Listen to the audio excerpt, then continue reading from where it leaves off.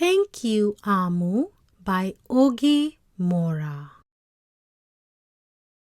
On the corner of First Street and Long Street, on the very top floor, Amu was cooking a thick red stew in a big fat pot for a nice evening meal. She seasoned and stirred it and took a small taste. "What a delicious stew!" Amu said. "Tonight's dinner will surely be the best I have ever had."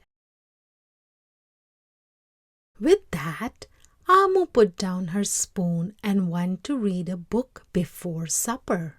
As the thick red stew simmered on the stove, its scrumptious scent wafted out the window and out the door, down the hall, towards the street and around the block, until someone was at the door. When Amu opened it, she saw a little boy. "Little boy!" Amu exclaimed. "What brings you to my home?"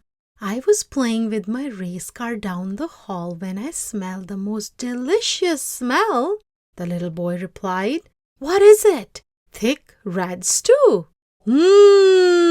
Stew?" he sighed. "That sure sounds yummy." Amu thought for a moment. She was saving her stew for dinner, but she had quite a bit. It would not hurt to share. "Would you like some?" The little boy nodded, and so Amu spooned out some thick red stew from the big fat pot for her nice evening meal. "Thank you, Amu," the little boy said, and went on his way. With that, Amu closed the door and went back to her book. As she read, her thick red stew's scrumptious scent wafted out the window and out the door, down the hall, towards the street and around the block, until someone was out there. When Amu opened the door, this time she saw a police officer. "Miss Police Officer!" Amu exclaimed. "What brings you to my home?"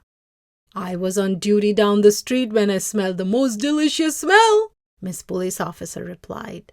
"What is it?" "Thick red stew." "Ah, stew!" she said, and her mouth watered. "That sounds mighty tasty." Amu thought for a moment. There was still enough to share. "Would you like some?" The police officer nodded. Once again, Amu spooned out some thick red stew from the big fat pot for her nice evening meal. "Thank you, Amu," the officer said, and went on her way. And so for the second time, Amu closed the door and went back to her book. Sure enough, as she read, her thick red stew's scrumptious scent wafted out the window and out the door, down the hall, towards the street and around the block, until again someone was at Amu's door. This time, when she opened it, she saw a hot dog vendor. "Mr. Hot Dog Vendor," Amu exclaimed, "what brings you to my home?"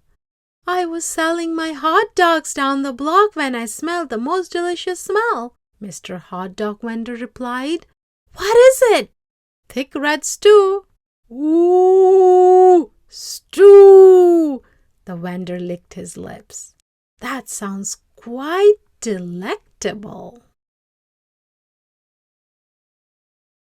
So Amu spooned out some thick red stew from the big fat pot for her nice evening meal. "Thank you, Amu," the hot dog vendor said and went on his way.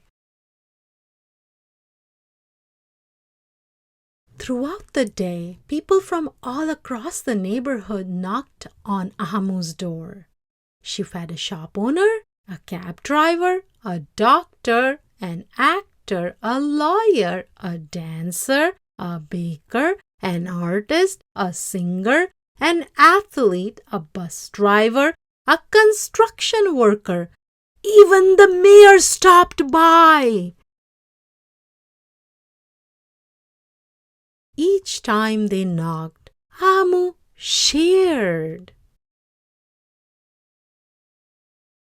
Soon the sky darkened, the street lights brightened, and it was finally time for dinner. But when Amu opened her big fat pot of thick red stew for her nice evening meal, it was empty. Amu sniffled. "There goes the best dinner I ever had." Sorry and blue, she sat at the table with her empty pot until... Who could that be? Amu wondered. When she opened her door, she saw the little boy, the police officer, the hot dog vendor, the shop owner, the cab driver, the doctor, the actor, the lawyer, the dancer, the baker. Why, everyone she fed today was at her door. "I'm sorry, everyone," Amu sighed. "My thick red stew is all gone. I have nothing left to share." The little boy tugged at Amu's sleeve. "Don't worry, Amu. We're not here to ask. We are here to give." The police officer carried in a fresh salad. The mayor entered with the roast chicken. The baker brought a collection of sweet goodies. Even the little boy presented Amu with something special in a shiny red envelope. Everyone who had knocked on Amu's door that day squeezed inside her tiny apartment, and together they ate, danced, and celebrated. While Amu's big fat pot of thick red stew was empty, her heart was full of happiness and love.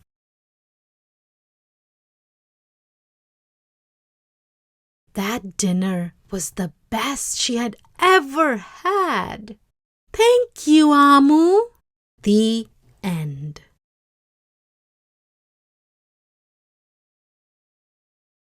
Thank You, Amu by Ogemora has been brought to you by Cultural Cafe. Cultural Cafe is an initiative that strives to narrate the stories of our nation's diversity. It hopes to build bridges, to keep kindness, common ground, inclusion, and empathy alive through storytelling.